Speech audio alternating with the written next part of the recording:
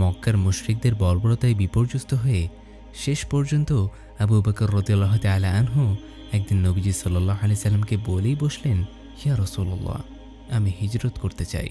প্রিয়তম সাহাবী আবু বকরের মনের আকুতি নবীজি সাল্লাল্লাহু আলাইহি সাল্লাম বুঝতে পারলেন ঠিকই, কিন্তু তিনি হিজরতের অনুমতি দিলেন না। নবীজি বললেন, হে আবু বকর, একটু ধৈর্য ধরো, আল্লাহ সুবহানাহু ওয়া তাআলা তোমাকে একজন সঙ্গী মিলিয়ে দেবেন। শুধু এটুকুই বলেছিলেন নবীজি সাল্লাল্লাহু আলাইহি সাল্লাম। কিন্তু আবু বকর রাদিয়াল্লাহু তাআলা আনহুর কি আর বুঝতে বাকি থাকে কোন সে সঙ্গীর জন্য তাকে অপেক্ষা করতে বলা হলো? এই যে স্বয়ং আল্লাহর হাবিব রাসূলুল্লাহ সাল্লাল্লাহু আলাইহি সাল্লাম।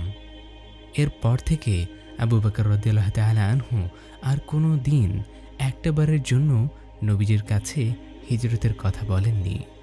আমাজান আয়েশা রাদিয়াল্লাহু তাআলা আনহা বলেছেন, যেদিন নবীজি সাল্লাল্লাহু আলাইহি সাল্লাম হিজরতের ব্যাপারে আবু বকর রাদিয়াল্লাহু তাআলা আনহুকে জানাতে এলেন, সেদিন তিনি এত কেঁদেছিলেন যে মানুষ আনন্দ থেকে এভাবে কাঁদতে পারে তা আমার জানা ছিল না।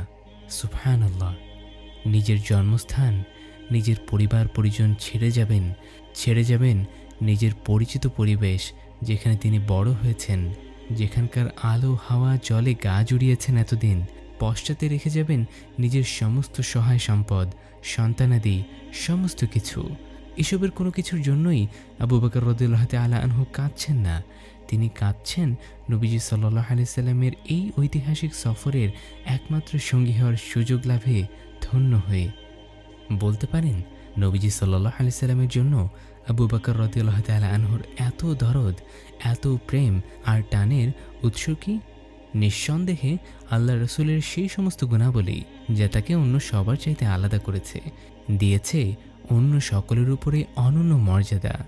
নবীজির চরিত্রে, জীবন দর্শনে আবু বকর রাদিয়াল্লাহু তাআলা আনহু দেখা পেয়েছিলেন সেই গুণের, যে গুণের সংস্পর্শ পেতে ছেড়ে আসা যায় এক জীবনের সমস্ত বিলাসিতা, সমস্ত সম্পর্ক। নবীজি সাল্লাল্লাহু আলাইহি সাল্লামকে ভালোবাসার যদি কোনো মাপকাঠি থাকে, তাহলে বলতেই হবে ঠিক সেভাবে নবীজিকে ভালোবাসো যেভাবে ভালোবেসেছেন আবু বকর রাদিয়াল্লাহু তাআলা আনহু।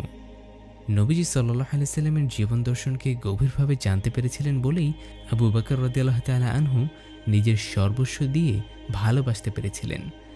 নবীজিকে ভালোবাসতে হলে আমাদেরকেও জানতে হবে নবীজির জীবন দর্শন, এবং নবীজির জীবন দর্শন জানতে সবচাইতে কার্যকরী উপায় হচ্ছে নবীজি সাল্লাল্লাহু আলাইহি সাল্লামের জীবনী বেশি বেশি অধ্যয়ন করা।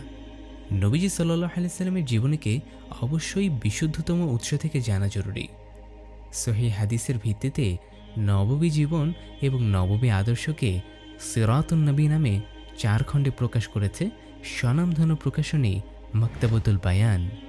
নববী জীবনের এই বিশুদ্ধ সংকলনটি সারা দেশ থেকে অনলাইনে কিনতে ভিজিট করুন আলাদাবই.com-এ।